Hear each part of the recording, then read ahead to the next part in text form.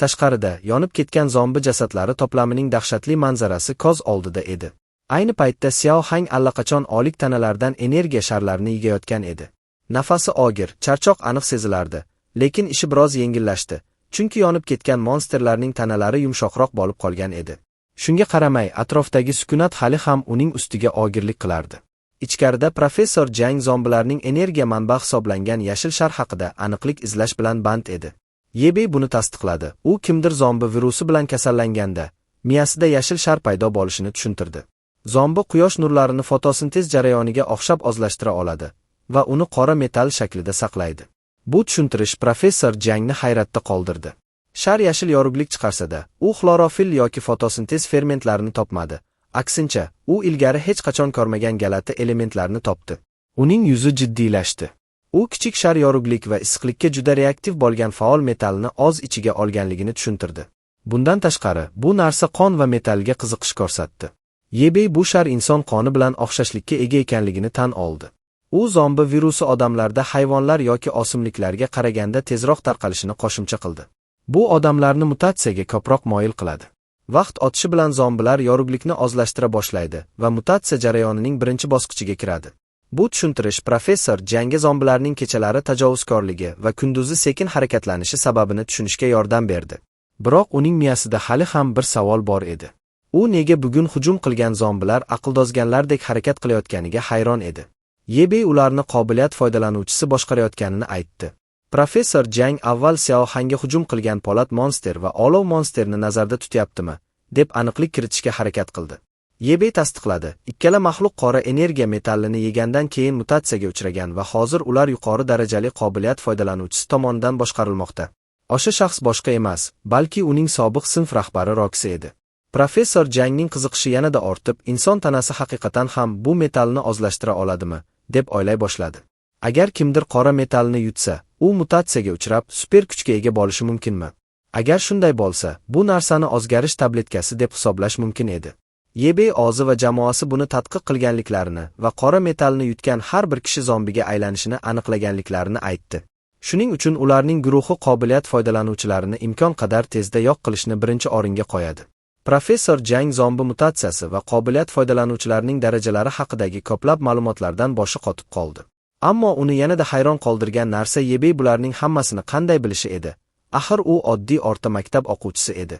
Yebey qisqa javob berdi. Hamma narsani o'z vaqtida ochib berishini va professor Jang o'zi tadqiq qilsa yaxshiroq bo'lishini aytdi. Bu javob professor Jangni jahli chiqardi, chunki Yebey tushuntirish berish o'rniga uning qiziqishini yanada kuchaytirdi. Professor Jang Yebeyning mexanik zirhini tadqiq qila olamanmi deb so'radi. Yigit bunga ruxsat berdi, faqat buzmaslik sharti bilan. U shuningdek, uxlayotganida bezovta qilmaslikni so'radi. Qizgin ishtiyoq bilan professor Jang xonadan yugurib chiqib ketdi. Ayni paytda Yuer ularning suhbatini indamay kuzatib turgan edi. U Yebeyga otasini qidirishda yordam berishni juda xohlardi, lekin yigit kun bo'yi jang qilganidan keyin qanchalik charchaganini tushunardi. Yebeyning tanasini yopib qo'ygach, uning nigohi pastga tushdi. Ko'zlari gamgin ko'rinardi. Uning fikri hanuz otasiga qaratilgan edi. Quyosh bota boshlaganida Xiao Hang yerga yiqildi. U endi yashil sharlarni yigishga qodir emas edi. Charchagan bo'lsa ham, u juda xafa emas edi. Aksincha, u hayajonlangan edi, chunki Yebey unga mexanik zirh yasab berishga va'da bergan edi. Qolaversa, bu ish uning vaznini yo'qotishiga ham yordam berardi. Undan unchalik uzoq bo'lmagan joyda olov mutant semiz odamni uzoqdan kuzatib turardi. U hamma narsa tugaganini tushundi. Yebey guruhi bir kun ichida minglab zombilarni yo'q qilishga muvaffaq bo'ldi. Polat mutant va Roxy ham mag'lub etilgan edi. Sarosima uning fikrini o'rab oldi. U o'zini topshirish haqida o'yladi, lekin ular uni ikkilanmasdan yo'q qilishlarini bilardi. Bundan tashqari, Roxy boshqara olmagan mutatsiyaga uchragan zombilar yana paydo bo'lib, uni ovlashi mumkin edi. U ko'rgan yagona yo'l ko'proq energiya metallini topib yutish edi. Balki shu bilan u yana inson bo'lish imkoniyatiga ega bo'lardi. Biroq u oldinga qadam bosganida, uning ko'zi daraxtlar orasidagi soyaga tushdi. O'sha timsol oq mutant ahing edi. Bir zumda o'sha maxluq yugurib joyini tark etdi. Ikkilanmasdan, olov mutant ham unga ergashishga qaror qildi. Tun tushdi. Xiao Hangning xurraklari xonani to'ldirdi.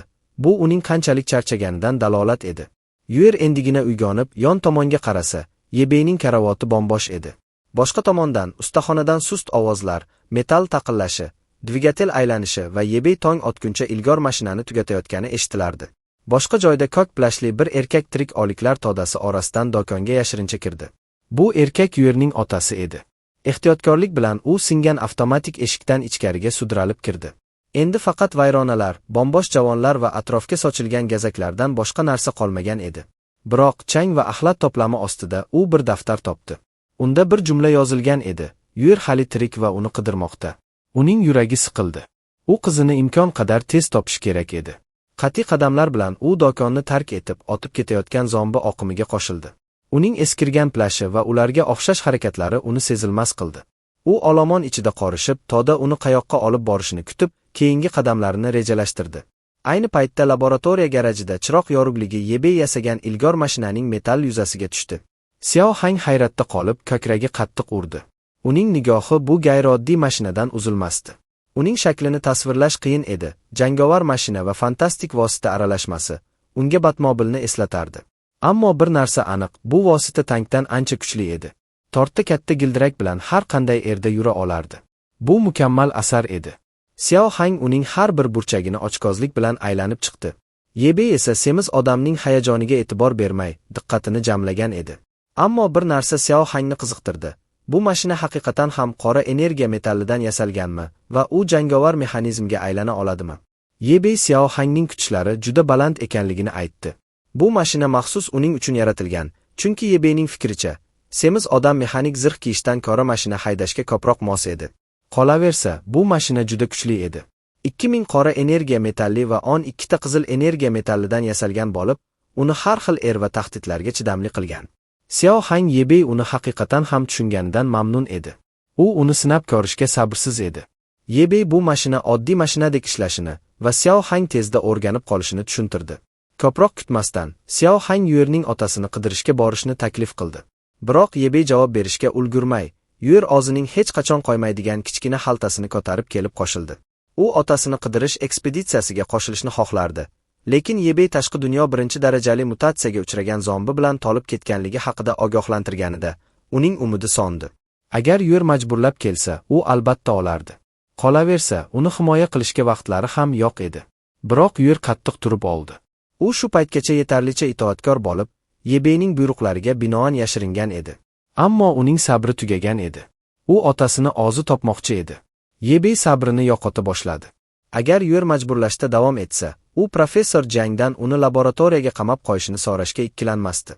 Yuerning ko'zlari yoshga to'ldi va u yiglay boshladi. U otasini gamgin ovoz bilan chaqirdi. Haydovchi o'rindigida Xiao Hang xo'rsinib, Yebeyga qattiq gapirdi. Yigit yana yerni yiglatib qo'ydi. Ayni paytda keskinlik avjiga chiqqanda, professor Jang tuzatilgan dron bilan paydo bo'ldi. U nafaqat uni tuzatgan, balki qora energiya metallidan foydalanib, batareya quvvatini ham oshirgan edi. Endi dron uzoqroqqa ucha olar va barqarorroq aloqa tarmogiga ega edi. Professor Jang dronni mashinaga o'rnatishni taklif qildi. Shunda Yuer boshqaruv xonasidan sayohatni kuzatishi mumkin edi. Shu bilan u tog'ridan tog'ri tushmasdan yordam bera olardi. Yebey bu yaxshilanish juda foydali ekanligini tan oldi.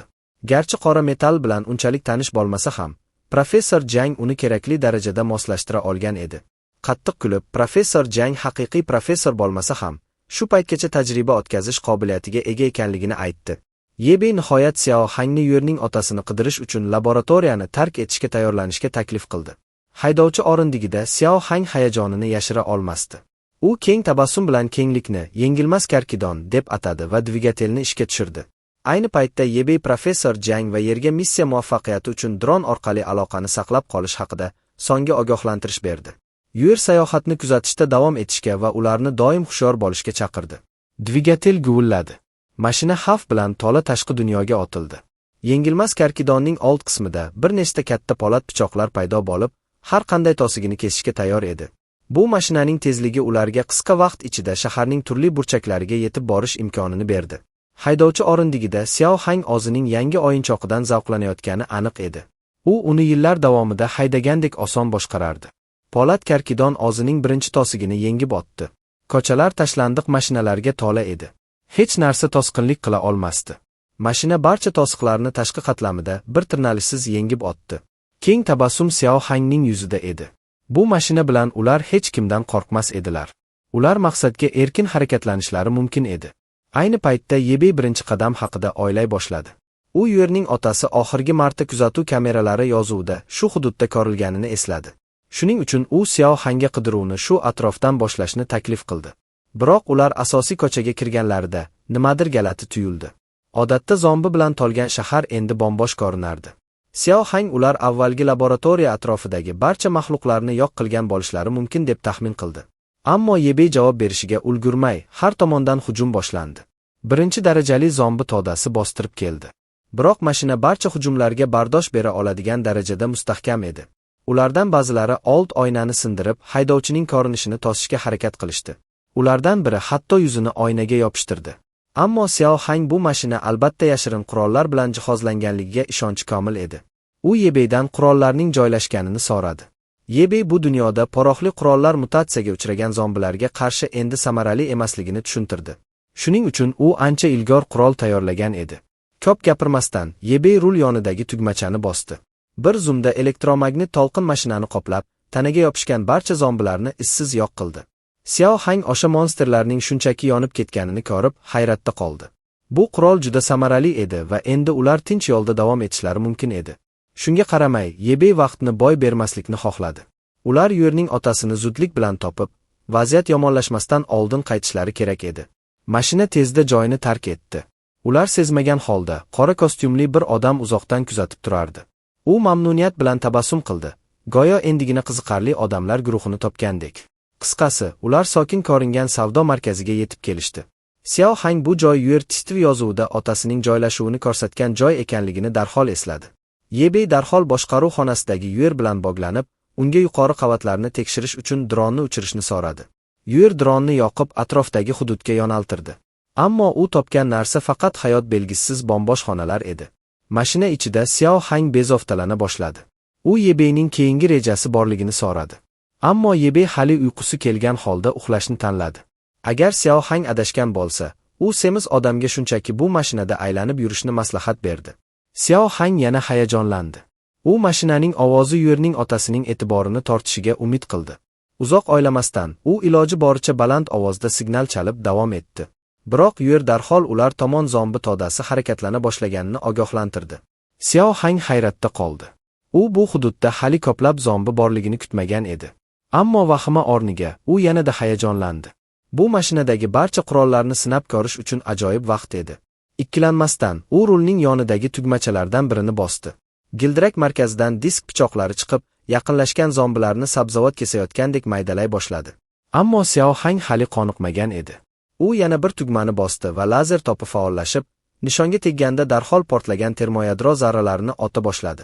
Portlash ko'rinishni qopladi. Xiao Hang uning dahshatli kuchiga hayratda qoldi. Boshqaruv xonasidan Yuer darhol uni ehtiyot bo'lishini ogohlantirdi.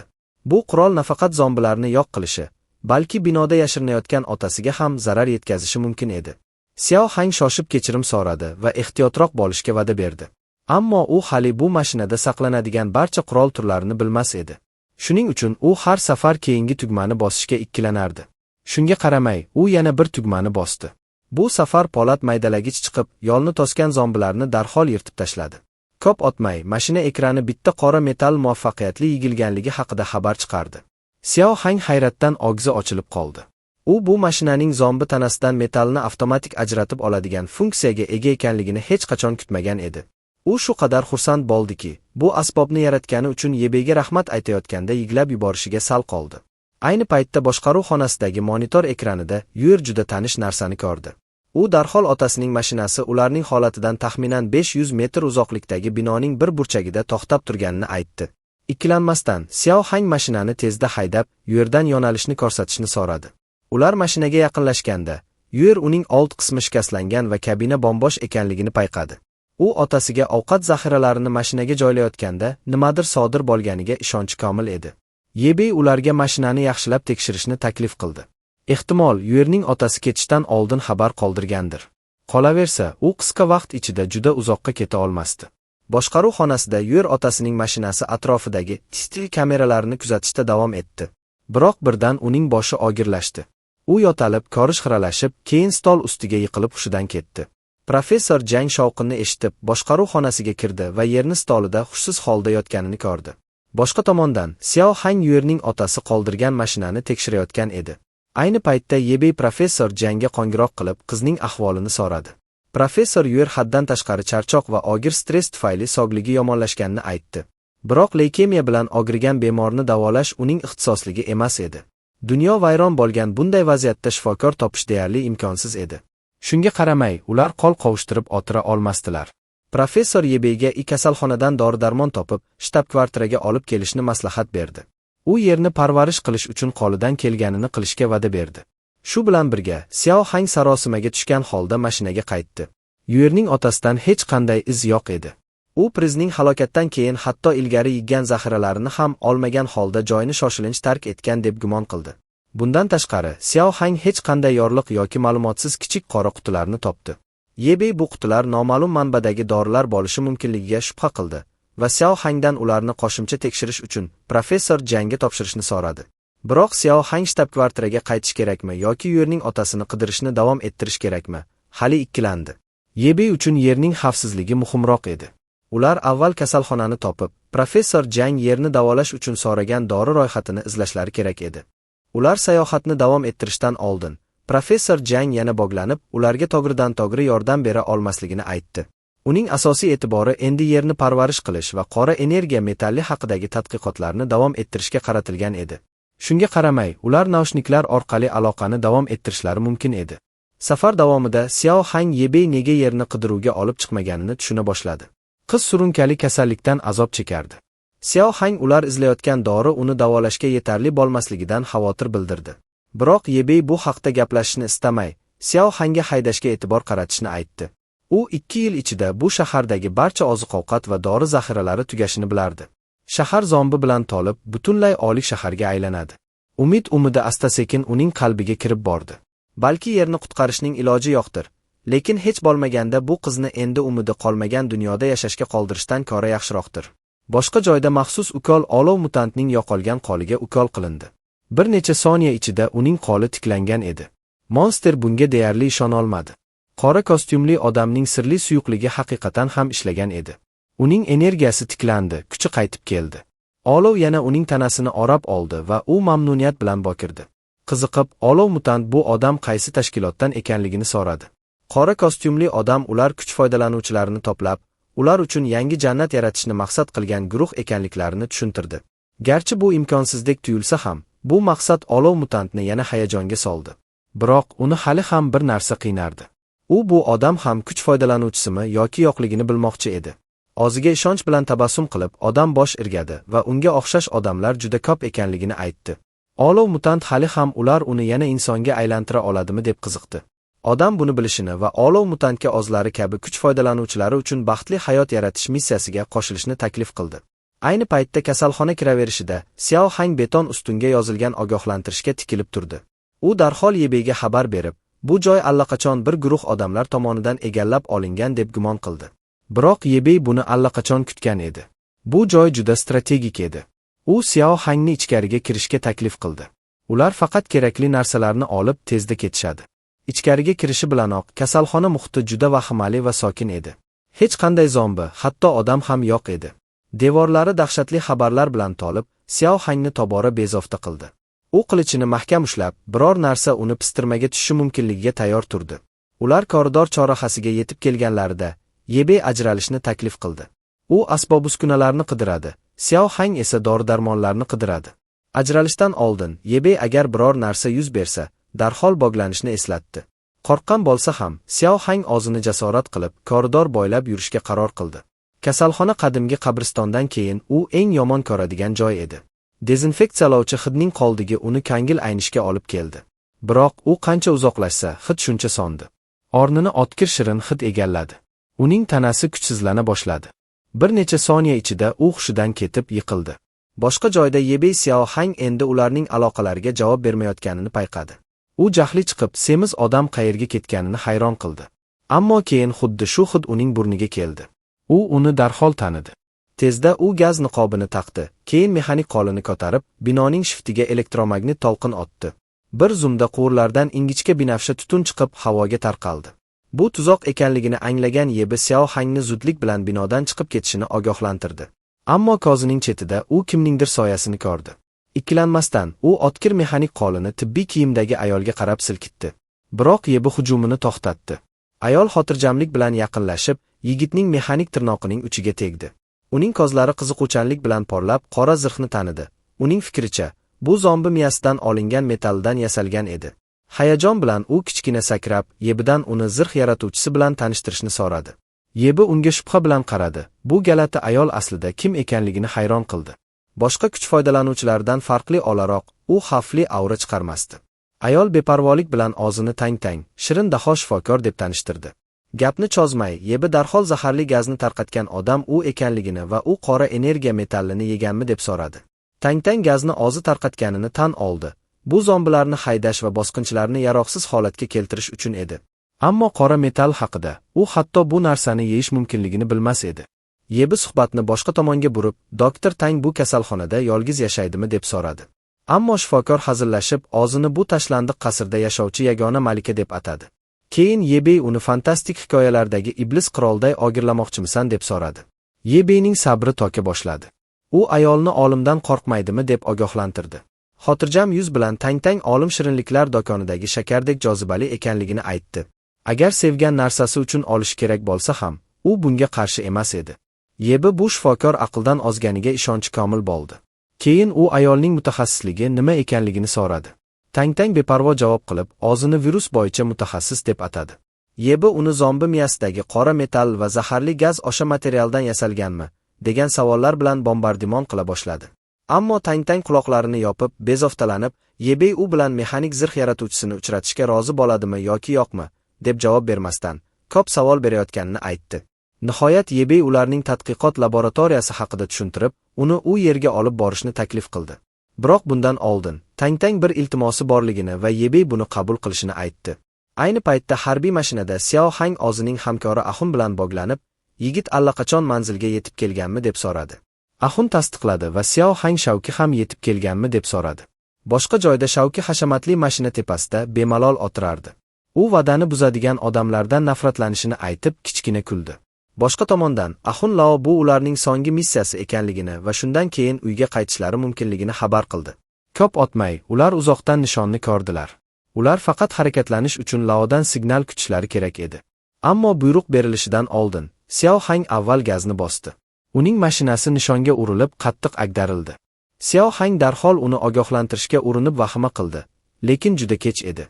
Ahun darhol mototsikli bilan uzoqlashib, Xiao Hangga nimadir galati ekanligini va ular hozir ketishlari kerakligini aytdi. Tartibsizlik o'rtasida Xiao Hang ularning missiyasi ochilganini va begona mashina unga qarab kelayotganini payqab, vahimasi yanada kuchaydi. Uzoq o'ylamasdan u darhol qochib ketdi. Biroq to'satdan Xiao Hang uyg'onib ketdi.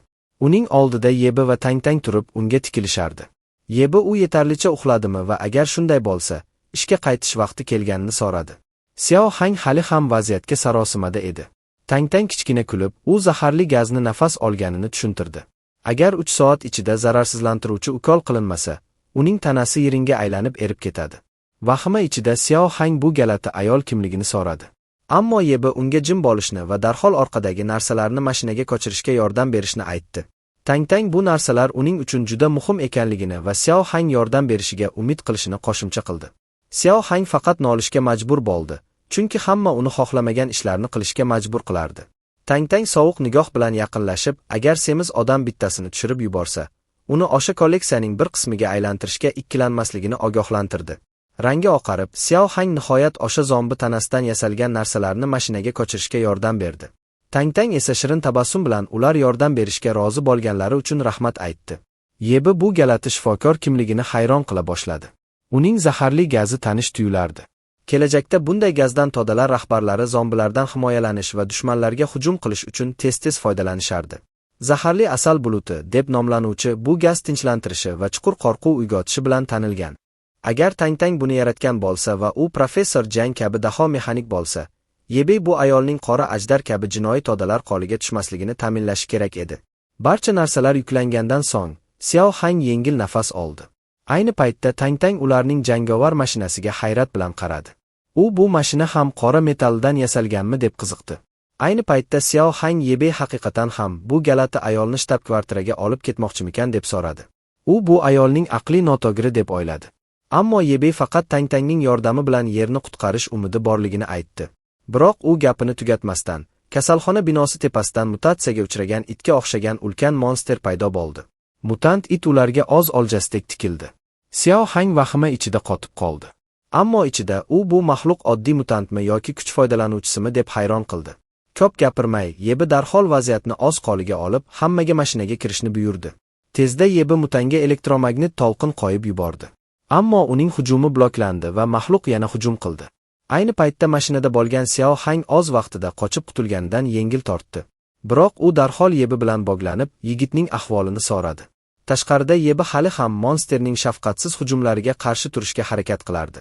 U Xiao Hangga doktor Tangni zudlik bilan shtab-kvartiraga olib borishni, o'zi esa mutant bilan kurashishini aytdi. Ikkilanmasdan Yebi bor kuchini ishga soldi. U mexanik qo'li bilan monsterning yuziga urdi. So'ng maxluqning tanasiga kuchli elektromagnit to'lqin yubordi. Safar davomida Xiao Hang qiziqishini yashira olmadi. U mutantning o'lchami nega bunchalik katta ekanligini hayron qildi. Orqa o'rindiqdan doktor Tang bu ulkan it bir necha kundan beri kasalxona atrofida aylanib yurganini, shuning uchun hech kim o'z yashirin joyidan chiqishga jur'at eta olmaganini tushuntirdi. Xiao Hang hayratda qolib, doktor Tang buni boshidanoq ularga aytish kerakligini baqirdi. Biroq doktor Tang ular tashqaridan kelgani uchun u bu maxluq haqida allaqachon bilishlarini o'ylaganini aytdi. U hatto ularning ilg'or jihozlari bilan mutantni osonlikcha yengishlari kerakligini qo'shimcha qildi. Uning uchun ular oxir zamon qutqaruvchilari edi. Biroq Xiao Hang buni jiddiy qabul qilib, bu hazil vaqti emasligini aytdi. Ammo doktor Tang qattiq turib, hazillashmayotganini aytdi. U butun dunyoga tarqalgan zombi virusini o'rganganini va agar ular hozirgacha omon qolishgan bo'lsa, ular tanlangan odamlar ekanligini aytdi. Ayni paytda tashqarida Yebi va mutant it o'rtasidagi jang shiddatli davom etardi. Mutant kuchli musht tushirdi, lekin Yebi oz vaqtida qochishga muvaffaq bo'ldi. Yebi bu yil bunday maxluqlar paydo bo'lmasligi kerakligini esladi. Bu oddiy virus tufayli mutatsiyaga uchragan yovvoyi hayvon yoki uy hayvoni emas edi. Bu virus bilan mukammal birlashgan gen muhandisligi mahsuli edi. Bu davrda bo'lmasligi kerak bo'lgan narsa edi. Mutant hayvon hatto dumidan elektr energiyasini ham ota olardi. Biroq Yebey kichkina jilmayib qo'ydi. Endi u vaziyatni tushuna boshladi. U yana elektromagnit to'lqin qo'yib yubordi. Ammo yana hujumi bloklandi. Aynan shu narsa uning shubhasini tasdiqladi. Monster bu darajadagi hujumlarni bloklay olar edi. Mutant yana sakrab, panjalari bilan hujum qildi. Yebi chaqqonlik bilan qochib, keyin orqasiga o'girilib, monsterning bo'ynidan nimanidir ushlab oldi. Bor kuchi bilan u mutantning tanasidan galati metallni tortib chiqardi. Monster og'riqdan bokirib, yerga yiqildi. Ammo jang hali tugamagan edi. Maxluq Yebeyga oxirgi elektr to'lqinini qo'yib yubordi. Yebey uni mexanik qo'li bilan darhol qaytardi. Yebey jilmaydi. Endi monster elektromagnit hujumlarini bloklay olmasdi. U havoga otilib, keyin metall mushti bilan monsterning boshiga urdi. Bu bilan to'xtamay, u so'nggi mushtini tushirdi va maxluqni butunlay o'lik qildi. Monsterning bosh suyagi ichidan Yebey ulkan qora metall topdi. Uni yaqinroq ko'rganda, u kimdir bu narsani hayvonni monsterga aylantirish uchun ataylab ekkanligini angladi. Bu metall bilan u ancha ilg'or qurol yaratishi mumkin edi. Boshqa joyda, bir binoning tomida qora kostyumli odam boshidanoq butun jangni kuzatib turardi. U vaziyat ancha murakkablashishini angladi. Boshqa tomondan, Yebi Xiao Hang bilan bog'lanishga urindi. Biroq hech qanday javob yo'q edi. U semiz odam signal endi yetmasligi uchun juda uzoqqa ketgan deb gumon qildi. Shuning uchun Yebi shtab-kvartiraga qaytishga qaror qildi va darhol havoga otildi. Biroq uning qadami binoning tomida turgan qora kostyumli odam bilan to'qnash kelganda to'xtadi. Kimdir uning jangini boshidanoq yashirincha kuzatgan edi. Odam uni xushmuomalalik bilan kutib oldi va gaplashishga urindi. Ammo Yebi darhol elektromagnit to'lqin hujumi bilan javob qaytardi. Afsuski, hujum o'tkazib yuborildi, chunki sirli odam boshqa tomga qochib o'tgan edi. Xotirjamlik bilan odam Yebeydan haddan oshib ketmaslikni so'radi. U hech kimga zarar yetkazish niyati yo'qligini aytdi.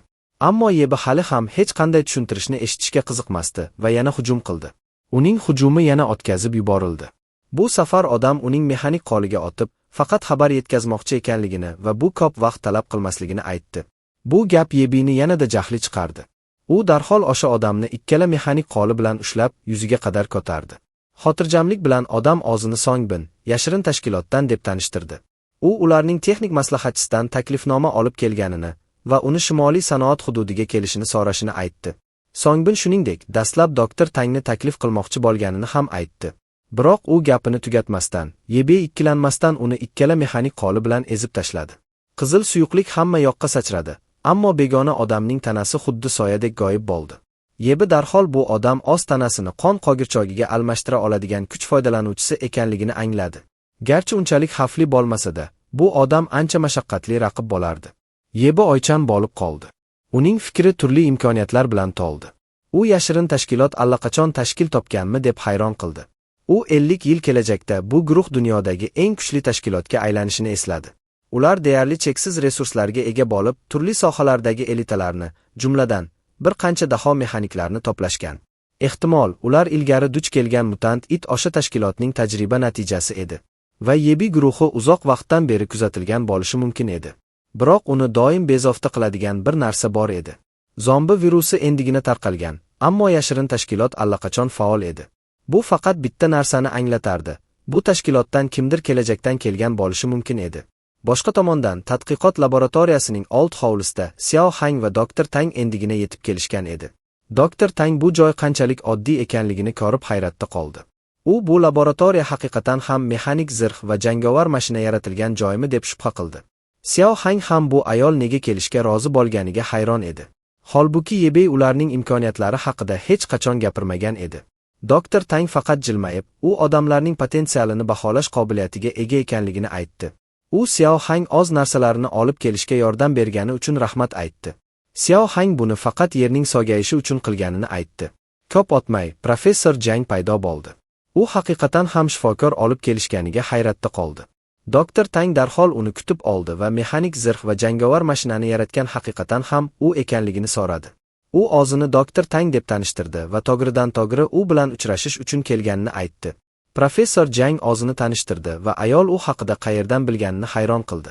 Dr. Tang professorning tashqi ko'rinishi oddiy bo'lsa-da, uning aurasi uni aqldan ozgan olim ekanligini yashira olmasligini tan oldi. Bu mulohaza professor Jangni biroz noqulay ahvolga soldi.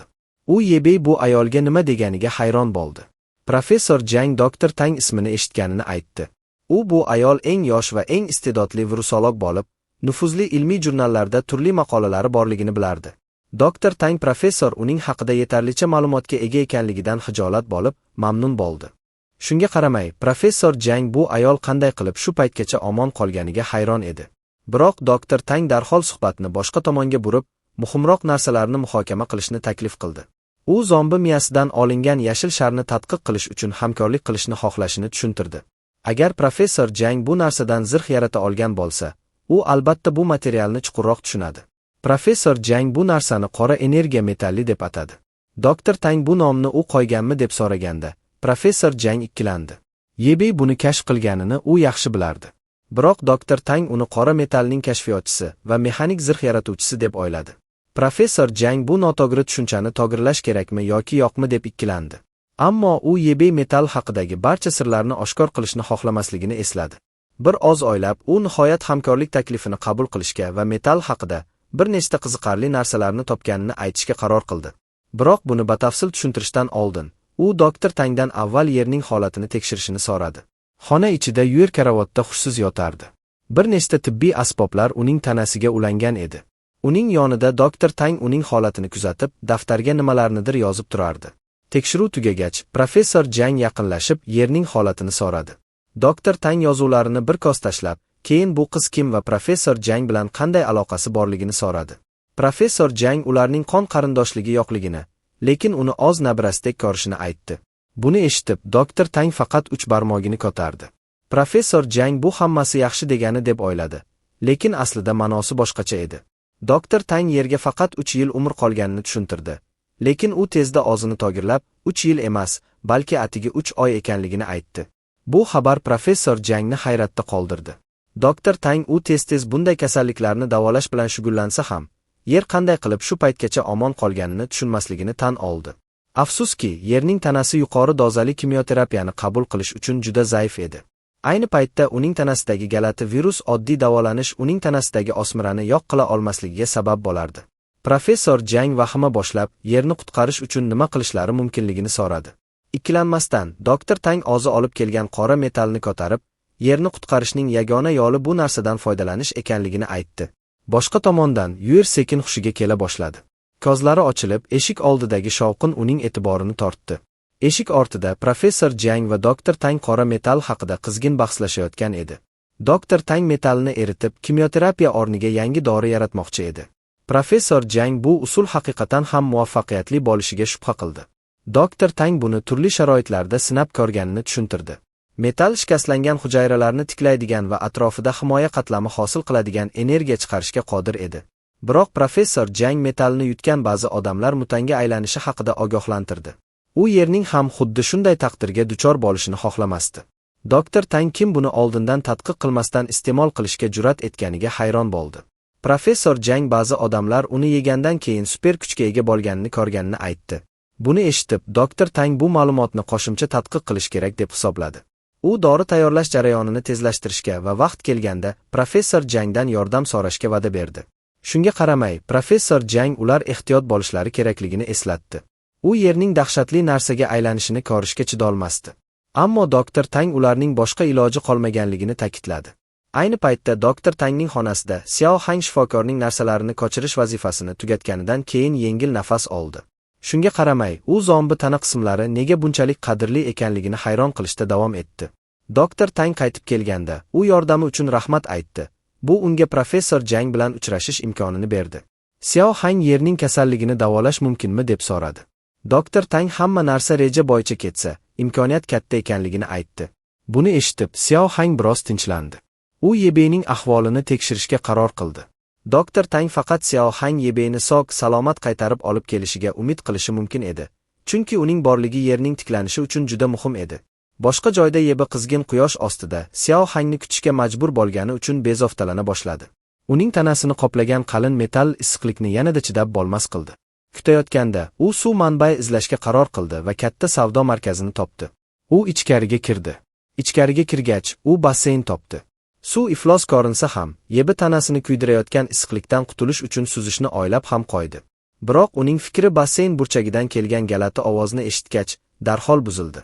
Qora soya uning yonidan tezda o'tib ketdi. Tezda Yebe mexanik qo'lini ko'tarib, oldidagi devorni buzgan elektromagnit to'lqin qo'yib yubordi. To'satdan ostidan ulkan sudralib yuruvchi paydo bo'ldi. Uning og'zi Yebening mexanik qo'lini tishlashdan oldin keng ochildi. Hali hayratda bo'lgan Yebe tishlashni ikkala qo'li bilan ushlab turishga harakat qildi. Qayta oq uzmoqchi bo'lganida, monster uni beton devorga uloqtirdi. Shunga qaramay, Yebe o'rnidan turib, yana elektromagnit oq qo'yib yubordi. Afsuski, oq nishondan o'tib, monsterning yon devoriga tegdi. Hujumi nishonga tushmaganini anglagan Yebe sakrab, monster yaqinlashdi va kuchli musht tushirdi. Ammo yana hujumi o'tkazib yuborildi. Monster dumini silkitib javob qaytardi. Ammo Yebe uni oz vaqtida to'xtatib, dumini ushlab oldi. Ikkilanmasdan, u uni ikki qismga bo'lib tashladi. Bu monsterning og'riqdan bokirishiga sabab bo'ldi. Boshliqni ko'rib, Yebe darhol elektromagnit to'lqin qo'yib yubordi. Bu safar togri monsterning boshiga tegdi. Ko'p o'tmay, monsterning tanasidan qizil sochli mutant paydo bo'ldi. Uning ko'zlari Yebega gazab bilan tikilardi. Yebe esa hozirgina ko'z o'ngida paydo bo'lgan narsaga ishonmay qotib qoldi. Boshqa joyda Xiao Hang bombosh ko'chalarda mashinasini haydab ketardi. Juda sokin muhit uni nimadir noto'g'ri ekanligini his qildi. U faqat Yebe monsterni maglub etganiga umid qilishi mumkin edi. To'satdan dron karnaydan Yuerning ovozi eshitildi. Qiz hushiga kelgan edi va u darhol otasini qidirish missiyasini davom ettirayotganliklarini so'radi. Xiao Hang undan dam olishni va qidiruvni ularga qoldirishni so'radi. Ammo Yuer yordam berishni xohlashini qattiq aytdi. Xiao Hang o'zini majburlamaslikni va havodan razvedka qilish yaxshiroq ekanligini aytdi. Dron yana havoga ko'tarildi. Balandlikdan kuzatayotganda Yuer hayratda qoldi. Xiao Hang undan Yebe topdimi deb so'radi. Ammo Yuer ko'rgan narsa bu emas edi. Havodan bir guruh zombi qurilish maydonchasida konteyner ustida yashirinayotgan ayolni qurshab olgani ko'rindi. Mashina ichidagi monitor ekrani orqali Xiao Hang vaziyatni aniq ko'rdi. Ayolning yuzi tanish edi. Yuer darhol Xiao Hang uni taniydimi deb so'radi. Xiao Hang bosh irgadi. Bu ayol ilgari ularning maglubiyatidan keyin yo'qolgan jinoiy to'da tomonidan qo'lga olingan edi. Ikkilanmasdan, Xiao Hang mashinasini o'sha joyga burdi. Ular ayolni qutqarishga kelishib oldilar. U mashinani yuqori tezlikda haydab, konteynerdan zombilarning e'tiborini chalg'itishga harakat qildi va shu bilan birga ularga elektromagnit to'lqin qo'yib yubordi. Shu bilan birga, Yuer dronni ayolga yaqinlashtirib, unga sakrashga tayyor bo'lish ko'rsatmasini berdi. Vaqt kelganda, ayol to'g'ridan to'g'ri mashinaning orqa qismiga sakrab tushdi. Xiao Hangning yuzini ko'rgan zahoti, U uni ilgari jinoiy to'dadan qutqargan guruh a'zolaridan biri sifatida tanidi. To'liq ishonch bilan Xiao Hang o'zlarini yengilmas qutqaruvchilar deb tanishtirdi. Ayni paytda savdo markazida Yebening tanasi yerga qattiq urildi. Chang uning butun tanasiga yopishdi. Qizil sochli mutant unga o'tkir tikilib, ikkala ko'zidan yashil yorug'lik chiqardi. Yebe yuzini qo'li bilan yopdi, chunki himoya niqobi oldingi jangda shikastlangan edi. Shu bilan birga sudralib yuruvchi monster imkoniyatdan foydalanishga harakat qildi. U Yebening mexanik zirhiga urilgan suv to'lqinini qo'yib yubordi. Yaxshiyamki, zirh hali ham bardosh bera oldi. Yebe darhol mexanik qo'lidan elektromagnit to'lqin qo'yib javob qaytardi. Ammo uning hujumi faqat binoning shiftiga tegdi, chunki raqib qochishga muvaffaq bo'ldi. Boshliqni ko'rib, monster Yebening oyogini ushlab, uni basseyn ustiga ko'tarib suvga botirdi. Yebe suv ichida nafas olishga qiynalayotganda, qizil sochli mutant uni intensiv kuzatishda davom etdi, go'yo uni tugatish vaqtini kutayotgandek. Maxluqning dumi otilib, Yebening boshiga qarab, so'nggi hujumni amalga oshirishga tayyor edi. Umid suzib ketgan bir paytda, Yebe ichida hayoti haqiqatan ham shu joyda tugaydimi deb so'radi. Ammo to'satdan ikkita elektromagnit oq devordagi katta teshikdan o'tib monsterni urdi. Tanish qichqiriq ovozi eshitildi. Bu Xiao Hang edi. U qutqaruvchilar kelganini e'lon qildi. Boshqa tomondan qizil sochli mutant yordam kelganini payqadi. U qochishga urindi, lekin Yebe darhol uning dumini mahkam ushlab oldi. U bu jang hali tugamaganligini aytdi. Qochishning iloji yo'q edi. Bir kuchli silkitish bilan Yebe mexanik qo'li bilan monsterga urib, maxluqni orqaga surdi. U darhol Xiao Hangga agar monster unga qaray boshlasa, lazer otishni buyurdi. Xiao Hang tushunganini bosh irgagan zahoti, Yebe ikkala qo'lidan elektromagnit to'lqin qo'yib, maxluqni yerga yiqitdi. Tanasi yaralar bilan qoplangan bo'lsa-da, monster hali ham o'rnidan turishga harakat qildi. Biroq Yebe tezroq harakat qildi. U uning boshini ushlab, aralash kuch foydalanuvchisi qanday qilib bu yerga kelganini hayron qildi. Bosimini bo'shatmasdan, Yebe qizil sochli mutantning boshini yerga bosdi va yashirin tashkilotni bu hujum ortidagi sababchi deb aybladi. Ammo mutant sukut saqlab, Yebeni yanada jahli chiqardi. U javob talab qildi, hatto agar maxluq jim turishda davom etsa, uni o'ldirish bilan tahdid qildi. Biroq yashirin tashkilot nomi tilga olinganda, mutant birdan vahima qo'zgadi. U yerga qaytarilmaslikni yalinib histerik baqirdi. Mashina ichida bularning hammasini kuzatayotgan Xiao Hang tobora sarosimaga tushdi. Nima bo'layotganini hayron qildi. Xiao Hangning ovozi eshitilganda, mutant birdan mashina tomon qaradi. Uning nigohi orqa o'rindiqdagi ayolni taniganida o'zgardi. Vahima ichida maxluq uni Lina deb chaqirdi. Yebening sabri toka boshladi. U mutantga baqirishni bas qilishni, aks holda o'sha paytda yo'q qilishni ogohlantirdi. Ammo Lina maxluq uni taniganini payqab, darhol tushib yaqinlashdi. U mutantning yuziga diqqat bilan tikilib, bu haqiqatan ham uning singlisi Enni ekanligini tasdiqladi. Enni singlisining ismini baqirishda davom etdi. Go'yo u haqiqatan ham o'sha avvalgi Enni ekanligiga ishontirishga harakat qilardi. Ayni paytda mashinada o'tirgan Xiao Hang hayratda qolib, u ilgari qutqargan ayolning singlisi bu monster ekanligini kutmagan edi. U Enni qora metallni yutib, mutanga aylangan deb taxmin qila boshladi. Boshqa tomondan, Lina titroq ovoz bilan singlisi qanday qilib bunga aylanganini so'radi. Yiglab, Enni o'zini yashirin tashkilotning shafqatsiz tajribalari qurboni ekanligini tushuntirdi.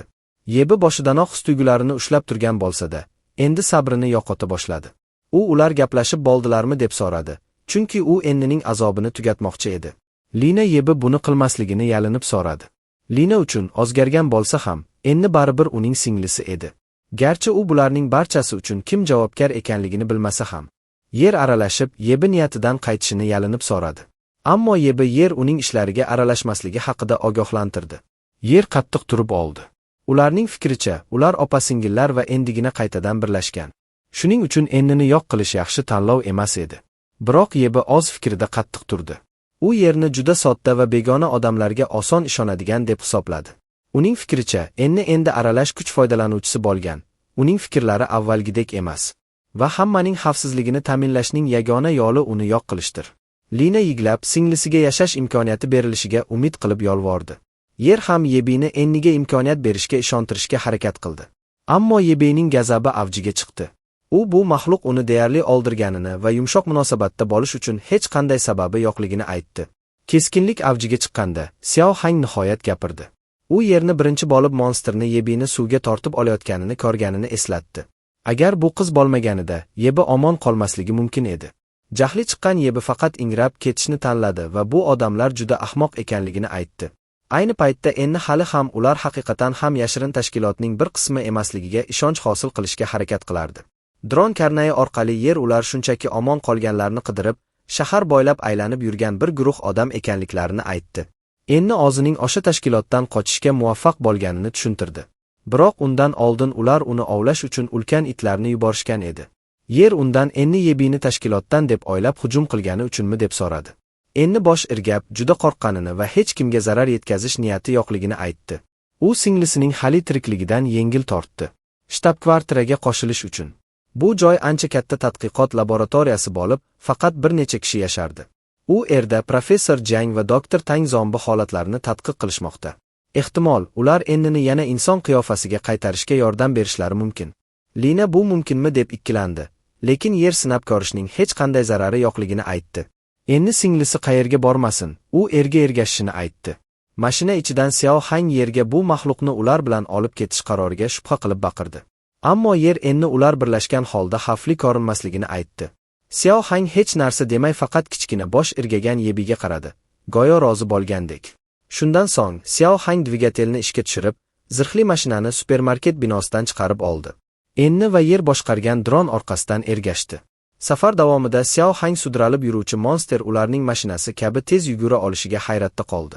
Ayni paytda Lina faqat enniga gamgin nigoh bilan tikilib, singlisining boshiga kelgan achchiq haqiqatni hali qabul qila olmagandek edi. Laboratoriyaning old hovlisiga yetib kelganlarida, professor Jang va doktor Tang ulkan maxluqqa ishonmagan holda tikilishdi. Chunki ulkan monster ularning oldida qo'rqituvchi aura bilan turardi. Professor Jang nihoyat gap ochib, Yebedan aslida nima bo'layotganini so'radi. Biroq Yebe faqat mashina yoniga suyanib, ma'yus yuz va qattiq siqilgan Jag bilan hech qanday javob bermasdan turardi.